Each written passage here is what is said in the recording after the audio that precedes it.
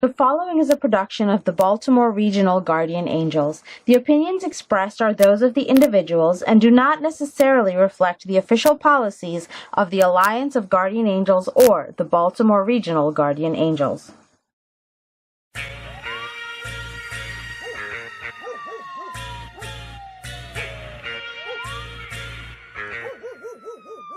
"2015 was one of the most violent years in Baltimore history.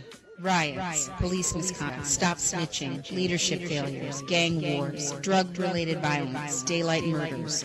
It's time to get past being politically correct. It's time to go beyond the streets. Beyond the Streets, the Baltimore Guardian Angels podcast." Hello, this is Strider from the Baltimore Guardian Angels. Welcome to another episode of Beyond the Streets. Today we're sitting here with Nicole Chang from Our Legacy. Hello, everyone. Thank you for having me. No, it's good to have you on here. And we started talking sometime last year. We did. About all the activities and all the stuff that you got going on. So touch a little bit. There's something particular I want to touch on, but Okay. Tell us a little bit about what it is you do and what you got going on. Thank you. First of all, thank you so much for having me. I do a little bit of everything. Most importantly, I am a strong advocate for our young people, no matter what age. I truly believe that a lot of times we say that our young people are our future, and that's not true. They are literally our now. They are a reflection of our current society. And so I've had the pleasure of being able to advocate for our children daily, mentoring, just making sure that we have them. We cannot prepare the world for our children, but we can prepare our children for the world. And so I've been doing my share of that, getting kids in, finding resources for some of our homeless youth, advocating for education, for especially for after-school programming for our brown children, black and brown children, which is very important, as well as the biggest piece is showing and teaching parents that they literally have the power. They are the voice. Our communities have been left behind. Our people aren't empowered anymore, and neither are our kids. And so that is my piece, is if I can empower one person to just know that they literally can make a difference, then I've done enough. Well, I've been following your stuff. So you empower more than one kid. You get a whole group of people involved, including law enforcement and public officials. So how long have you been doing this? Been working with Baltimore Police Department for about the last 2 years, but I've been working with children for about 10 years. Let's talk about one of your programs that you put together last year that kind of caught my interest, and that's when you took a bunch of kids to the camps and you had a bunch of coaches or counselors that you were working with that the kids did not know at the time were police officers. Yes, that was amazing. I met Chief Russell at one of his, Chief Melvin Russell, who is heads up the collaborative division for Baltimore City Police Department, whom I lovingly call Dad. He wanted to get together and wanted to create a space for our city's neediest young people. This was obviously during a time where, and still is, where, we have to rebuild the relationships with the police officers, especially pertaining to our children. There's a generational gap that exists where it's been handed down, the mistrust of police in our community. And so what our goal was to do what we can with our kids, because we have to start somewhere. And so we wanted to teach our kids to look at these officers as individuals, because that's what they are. As in any profession, obviously you may have one or two people that may make a whole profession look bad, but we wanted the kids to understand, well, there are teachers that aren't good teachers, just like there are cops that aren't, and there are doctors that aren't good doctors. But we wanted them to see them as people, as individuals. And we had the most awesome partners. Last year, we took about 66 kids. 66. We took middle through high school, 6th through 12th grade. We took them away to a Camp Benedict outside of D.C. We paid for everything. It was 3 nights, 4 days. The counselors themselves were actually police officers. I'm talking sergeants, captain, lieutenant. On the last day, our Commissioner Davis actually came out. And so for these glorious days, these kids, they had amazing. We had fun. We did high-low activities. We did, we did so many things. We had a talent show. We empowered the kids. We brought out speakers to talk to them about, how they should dress, what's a leader. And the whole time, the amazing thing is they had no idea that these counselors that were tucking them in, that were eating meals with them, that were giving them prizes, these were police officers, right?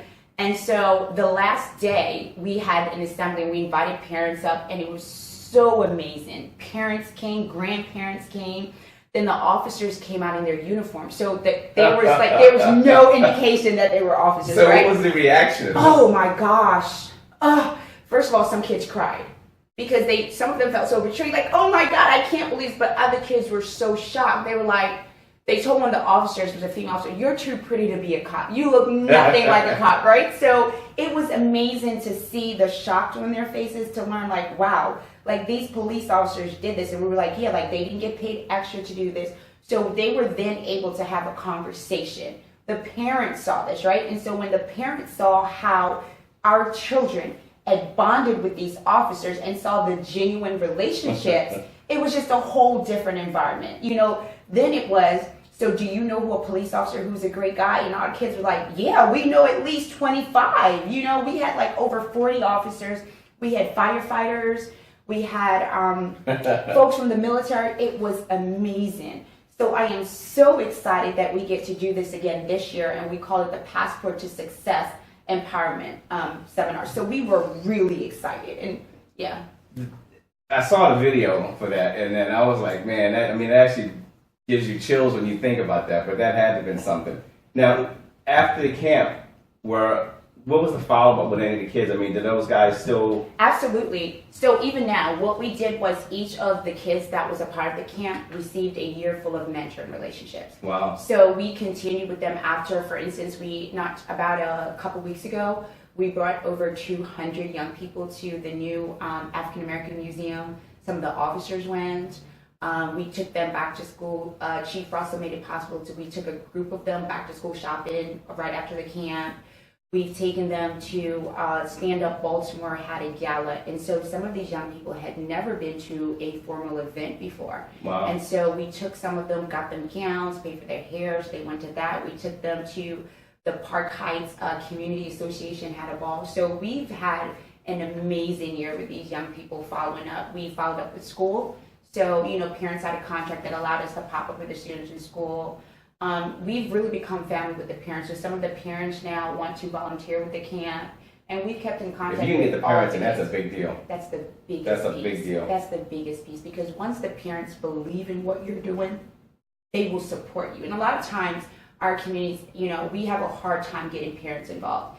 And for me, the reason for that, as I see it, is that if parents see that you genuinely care about their children, and they understand that you're willing to sow into them and their families, they will come. They will support you. I've yet to have something where parents aren't supportive of what we do, because they understand that at the basis of everything we do, their kids are first. I don't think that there's any parents that wouldn't want their kids to succeed, but it's the people who are around their children. And if you show that you sincerely care, parents are going to allow you to do what you need to do. And the kids can tell if it's legit and if it's genuine. They can pretty much tell. Absolutely. So now you took more than 60 kids, so now you're looking for 200 kids.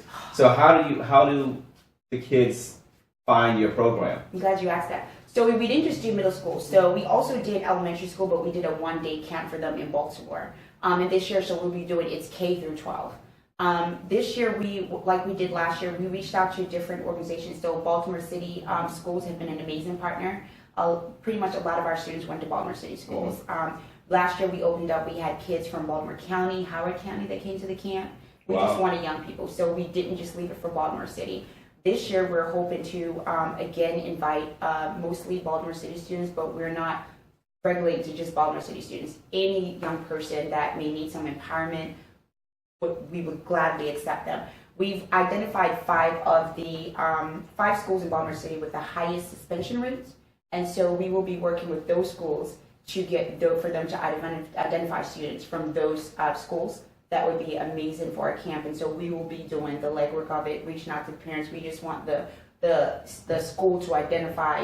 We just want Baltimore City to identify the schools, and so we have an idea of 5 schools that we're going to work with. But we've also reached out to Department of Juvenile Justice, and just like last year, they sent us some young people. So we've reached out across the city to different agencies to collaborate with us and send us some young folks that they think could benefit from what we're doing. So instead of having kids just come to you, you literally will go out and seek out the Absolutely. service. That's Absolutely. That's a good thing. That's a good concept. And the Guardian Angels do it with their Junior Angel programs around. You know, they'll go out and they'll find the kids that is least most likely to participate in anything, but causes the most trouble, or maybe going a little bit the other way, and they'll go grab that kid and actually recruit. And that's what you do, and it turns them around and changes things. And I love what you guys do, because you guys have the same belief that we have, that oftentimes we look at kids and we say, you know, for instance, some of our kids are maybe doing the wrong things. What we have to understand are that kids sometimes exemplify behavior that can be turned around. Mm-hmm. Some of these kids in these gangs, they are awesome leaders, right? It's just a matter of taking that leadership skills that they have, that's right, and turning that focus around to something positive.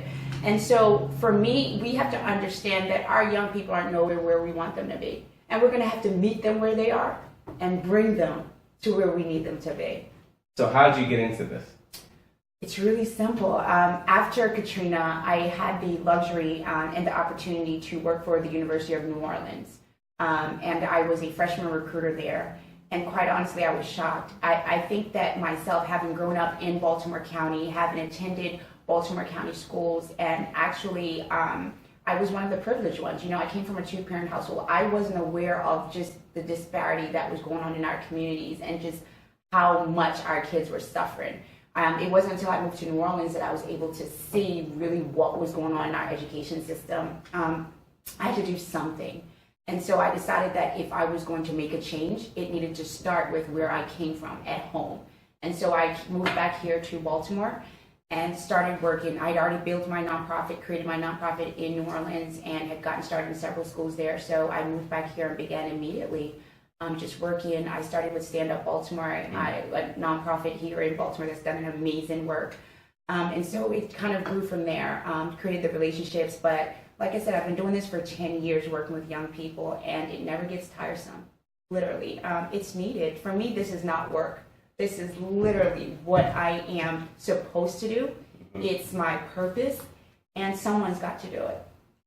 Wow. Now, New Orleans, during the time that you went down there, I guess, and you know, you can kind of say that New Orleans kind of fell into that groove after the Katrina thing. Absolutely. You know, and then when you come back to Baltimore, that is basically has similar circumstances, but didn't have the havoc of Katrina. Right. I mean, what does that say to you? I wouldn't say that we aren't as bad. You know, we haven't had a natural disaster, but we've had so many other things happen. Freddie Gray, the DOJ coming in. Our city, most cities, I think in urban areas, we have the same problems, right? So like what's going on in Chicago, what's going on in Kansas, what's going on in Compton, what's going on in Baltimore, it's the same thing. Our communities have been ignored for so long. Our kids have been neglected. Our Black men have been disrespected. So it's a buildup of many things that have just grown. I don't think that any one city is way worse than the other. I think that's a misconception. I think that we're all doing bad in our urban neighborhoods. I think that all areas need improvement. So though I think that Katrina brought about a different set of issues to that city, I think that New Orleans had a lot of the same issues that we have. They have children that can't read. We're supposed to be the Baltimore, the city that reads. And you, city that reads. City that reads. I was talking to somebody yesterday about that, and it's. I was actually talking to one of the police officers about it, who was in a reading program about 12, 13-year-old kids who cannot read. Absolutely, they can read words like the and. And I see it daily, and it's sad. And here's the saddest part: the parents can't read themselves, and that's what we're recognizing. That we have a lot of parents that cannot read. For instance, when we had our summer camp. And it's sad, but you can always tell some of the parents, these are the parents that can't read, because we'll have parents that, if you say free camp, they're ready to sign up, they want to fill out, but then you have those parents that are like, I need to take this home and fill it out, can I bring it back? And when they bring it back, it's a second or third grader's handwriting. And you have to kind of contact them. So our community is in need of so much that we have to get started somewhere. And I think one of the sad things is that although a lot of these students can't read, they're still passing and going through the school system. So when do we stop and say, wait?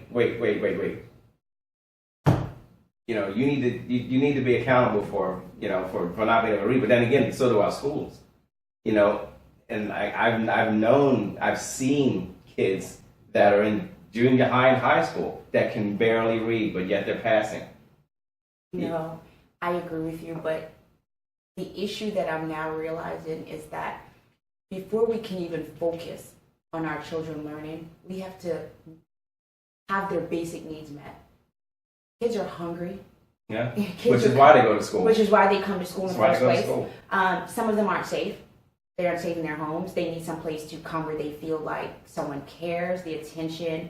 Some of our children are being abused. So there's so many things and needs that they have to have met before they can even learn. When our kids come into our classrooms, most of the times they're not even ready to learn yet. Their stomachs are grumbling. They may not have had any lights. They didn't have any shower. Had been up all night. Had been up all night. The homeless population within a lot of our high school, people aren't even aware of this population that exists. Well, let's talk about the homeless population for students. Absolutely. A lot of our families in Baltimore City are considered homeless. So if you reside with another family and you don't have your own dwelling, you can be considered homeless. And so, like, let's say that a mom and her 2 kids had to move in with grandmom and the family. Mm-hmm. And so we have a lot of those. A lot of our children are actually being reared by their grandparents, who've done their time. Yeah, who's done their time, and now and it's hard for them this time around because they don't have the resources they had when they were raising their own children. Absolutely, and so it's hard for them to control these kids, and a lot of the times they just don't have it.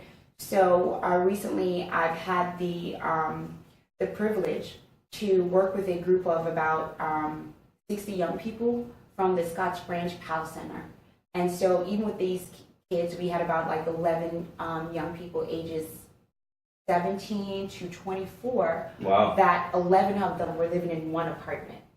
And they were being evicted because they weren't supposed to be there. They were staying with another young person that was in independent living, which is a program that they come from through foster care. So once you age out of the system, once you become 18, if you're eligible, they will pay for you to live on your own, which is what's called independent living. Okay. And so she had 11 young people ages, as I said, 17 to 18, that their parents had thrown them out for various reasons. Some were because they weren't doing what they needed to do. Others were because they were in the streets. But these parents just could not have these young people in their homes, and they had nowhere to go. We tried to find them, because there are many organizations that actually help young people find out. Like, there's an awesome organization called Yes that specifically caters to homeless youth. And so these young people, they didn't want to stay in the shelter. It was just a hard time, but we were so blessed with so many people from the community that reached out. They bought toiletries, they gave referrals. Penn North helped with jobs for the kids. Wow. Marvin McKinstry from Yo Baltimore gave them entrepreneurship training, resume writing, and actually resources. They helped some of the kids apply for assistance. As of today, all of our children were able to transition back home. We worked with them really. How many is that? All 11 of them. So it was 11 homeless. It was 11 homeless. All 11, 17 to 24 have been able to transition back home. We have found 2 of them jobs, and we're in the process of getting the rest of them jobs. So it's just been amazing. I see that the more that we try, and the kids need to see us try for them. Like, they need to see that effort being made. They're empowered by that. And once they believe that someone really cares, it's a difference. Oh, yeah, it's a big difference. It adds confidence. You know, you have some sort of stability because somebody's out there watching your back. Absolutely. And you're not alone. And I think even the police department just started a new thing called the HOT unit to deal with homeless and of course the mental illness issue, which is a big deal in Baltimore as well. And that's one of the reasons why I was so happy when we met, and I love what you guys do, because you empower people within the communities to empower themselves and to take back our communities. So what you guys do, I think, is so valuable, and I love the fact that you guys are now doing this with our youth, with your junior program, because our kids need to feel empowered, right? And so they are the next emerging leaders. These are the ones that are going to take over our neighborhoods. They're going to lead the way, and so I absolutely love what you're doing, which is training and getting the next set of leaders ready. Well, they're the ones that's going to take care of us. Absolutely. So we got to make sure they're squared away, and they're right. So what's next for you? Well, this camp, which I would love for you to be a part of, as I said, Chief Russell is looking to bring 200 young people this year, which is going to be a ginormous task, but we're looking forward to that. We're also working with, I'm really pleased with this, I have been able to work with a group called Huddle Up, And so Huddle Up is an initiative from the Driving Force Group. They were given a grant, a $1.8 million grant through Kellogg's to work in 3 cities, Kansas, Missouri, Compton, California, and Baltimore, Maryland, where they've identified 2 schools, specifically Mary Ann Winterling and Matthew A. Henson. I went to Matthew A. Henson. And you went to Matthew A. Henson, so I definitely need you. My goal or my job there is to create a model that's similar to community in schools. And so the idea is to bring all of the pieces that's missing from our schools that would make up our community. What I envision doing, and I've already reached out, I reached out to Baltimore City Police, the school police. I reached out to the clergy within the area of that school. I've reached out to the businesses in that area, the community association, and I've also reached out to you to kind of come in and help. And so we need to sit down together and say, you know, these are our children, and so what do we need to do in order to get our kids thriving and learning? And we're going to start with these 2 schools. So what I envision is just the school will give us a list of needs, and I want us to sit down and figure out how we can go about that, right? But it's not just, I don't want to just solve the short-term issues, the root cause. So one of the things that we talked about, the principal shares, that their kids don't have uniform or undergarments. So why don't they have uniforms, right? So is it that the parents can't buy them? Well, why can't the parents buy them? Do they not have the jobs that will allow them to take care of their families? Well, why don't they have these jobs? Is it that they need more training, more education? So let's get to the root cause. So you actually get involved in the families as well. Absolutely. Like, yeah, and which I think is great, because you can fix it on the surface, but if you don't fix the base, you know. So what has been your history with trying? How do you make that work with the family? I mean, how does that usually come about? Generally, what it comes about, I am really good at building relationships, right? But what I've noticed that when it comes to the children, like, people often say that it's so hard to get parents involved. No, it's not. No, it's not. It's absolutely not. No. One thing people like to do, generally, we like to complain. So you can always find a parent that wants to tell you what's wrong. So my idea this year, and I'm so glad the principals have endorsed it, I don't want to reach out to the parents that we normally see in the schools. I've asked each of the schools to name me 5 parents that are absolutely problem starters. I want the parents that complain the most. I want the parents that call you guys and curse you out. I want the parents that show up and there are problems every day, because those parents, they have something to say. Right. So whether good or bad, I know that they have something they say. There's something there. There's something there, right? There's something that drives them insane. So those are the parents that I want, because if I can work with these 5 or 10 parents that are quote unquote the most pragmatic, and together we can solve their issues and get them to be champions. But you're empowering them now. Absolutely. Now all of a sudden, now they have a goal and a focus. Absolutely. So now I'm saying to you, okay, we've heard the things that you've been saying. Now I'm going to give you the power. Right. Let's talk about what are the solutions that you see, right? But you have to be a part of this conversation, and I'm going to give you the opportunity. So I'll set up everything for you. Do you need childcare while we're meeting? Done. Do you not want to meet in the school? Do you want to meet at a restaurant? There's no excuse. There's no excuse. Done. Do I need to come and pick you up? Done. Done. You know, it's time that we started empowering our people and stop looking to outside entities to solve our issues. We are literally all we got. We're literally it, and we need to realize that. And we'll be so much stronger when we do. And I think that a lot of people want to do something, they just don't know how to do it. So when somebody comes up and says, okay, here's the path we need to walk, now all of a sudden you'll see the people follow. And then like you said, then after that, they will take the lead on it. Once they understand the process, they'll take the lead on it. But I like what you said. You're going to give me the ones that complain the most, and let's give them the power. And that's what I love about you. It's just the fact that you are someone that sees that, and you're really willing to work with anyone, as long as they want to do something and make a difference, right? And I agree with you solely, is that a lot of times people think that when they hear community work, or they think that you want them to give money, and no, we want your time, right? And even if it's an hour, I don't care. Give me an hour and we can find something where you can make a difference. And it's all about partnerships and compromise. Yes. And everybody wants to make a difference. I think what we've realized in the Angels is that there are so many more requests coming from communities now, for communities to say, hey, what can we do? That's a big deal. And when people start asking you, what can we do? You got to grab them right there. Absolutely. So, because that moment will pass. Absolutely. So you got to get them before that moment leaves. Yes, that's I agree with that.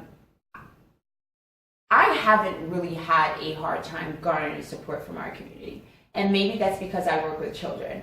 And so I've yet to go to someone and say, look, I need some help. If anything, I don't have enough for them to do, because we've just had a great support base, especially from our clergy, and especially from Stand Up Baltimore has done an amazing job with providing different community organizations that's willing to help. And as you said, one of the things that Baltimore City has been focused on is collaboration.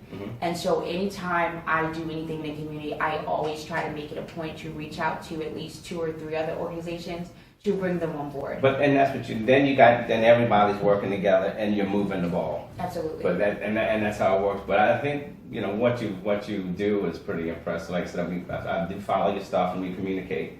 But now let's talk about the state of Baltimore right now. And I mean, every day something's going on, and which means that what it is that we do as community workers, as they call us, is that much more important. Because, as you see, when something happens, the community sees it as a negative thing, but we're the ones that they go and say, look, it's not that bad. We got this. We got this. So what have you seen? I think right now, especially in Baltimore City, this deal with the education budget is just a really big deal. That's pretty much what our city is focused on right now. I don't think that it's really hit the parents in the community yet, what this really looks like and what this means. I've been hearing people talk about the possible layoff. It's not something that may happen. It's something that's going to happen if our governor or mayor doesn't step in and fix the issue. For instance, Mary Ann Winterland, after talking with the principal yesterday, she's going to lose her AP. The children may not have recess any longer. They're not going to be able to have a library. This is elementary school. So how do you get the parents or the community involved when it comes to that? Because one thing that I realize is that there's a lot of stuff that people just don't pay any attention to. You got to pretty much throw it in their face for them to see it. And there's so many other things going on that will distract from what it is you're talking about. And the education thing is one of those things. Yeah. Because you can look at the homicide rate, or the crime rate, or the heroin addiction, and you can say these are all bigger pieces of the puzzle. And everybody's watching this because that's the shiny metals here. But how do you bring them back? And I guess with you working with the families, going inside, talking about that, like you said, with the students who, education, and then parents' education, that's a pretty big deal. So you bring it back to the families. And you always have to bring it back to the families. Because at the end of the day, we can do anything that we want to with these kids here today, but they still have to go home. They still have to go home. For us, it's sadly, when it comes to education, our parents have been shoved out the door that they no longer feel welcome. They feel a lot, and I myself, having been around schools for a very long time, find it hard for parents who aren't used to navigating their way, have a hard time. They absolutely have a hard time, and they get discouraged. They get often discouraged. And the system doesn't make it easy. Absolutely not. It wasn't created to make it easy for our people at all. We need a complete overhaul of our education system, completely. Our students aren't engaged. They're not. Literally, we're testing our kids just to be testing them. There really is no content to this. Our teachers are underpaid. So underpaid. It upsets me when I think about the job that we've given to our teachers. That's always been. That's the way it's always been. And they've you're always right. been underpaid, but it was never to the point where now literally we expect our teachers to raise our kids. Well, it's just like the police. So you got to be parents, social workers, mentors, doctors, babysitters, and educators. Mm-hmm. And all of that stuff comes from mentors. So if you think about it, all comes from the mentors. But you're right. We ask so much of so few, and it gets hard. But we don't even give them the tools and the resources that they need to do their jobs. But yet we hold them accountable. Yeah. We say, "Oh, our kids are failing. Let's look to the teachers." So how does somebody that's going to watch this, how do they get in touch with you? They can call me directly, 443-814-0182. I work along with Stand Up Baltimore. We have offices at the Hub on North Avenue. I am in the schools. You can email me, Facebook me. My organization is Our Legacy Incorporated. They can get in touch with you. So it's so many ways. As I said, I'm currently working with 2 specific elementary schools, Marianne Winterland and Matthew Hay Henson. So I will be at those 2 schools. So if you're in any of those communities, or you're part of an organization, or just an individual who wants to help out, then make sure you get in touch with Our Legacy, because this is how you get involved. And you can clearly see that Nicole's making a difference here. So now it's your turn to come up and make a difference. So let's reach out. Anything else you want to tell anybody? We are making a difference. I don't do this work by myself. Collectively, we are here to do this. And I just cannot stress to you guys enough that please don't think that what you do is just a small piece. Anything that you do will be major to our children. If you could just one child, literally one child, that's all I ask. Just take the time to have a conversation, to impart some knowledge. Just one child, I tell you the difference that it would make. One child, one adult, one caring adult in one child's life will make such a difference. And you will see the impact, and they will come Absolutely. back. They will come back and tell you. Strider, you build it, they will come. They will come.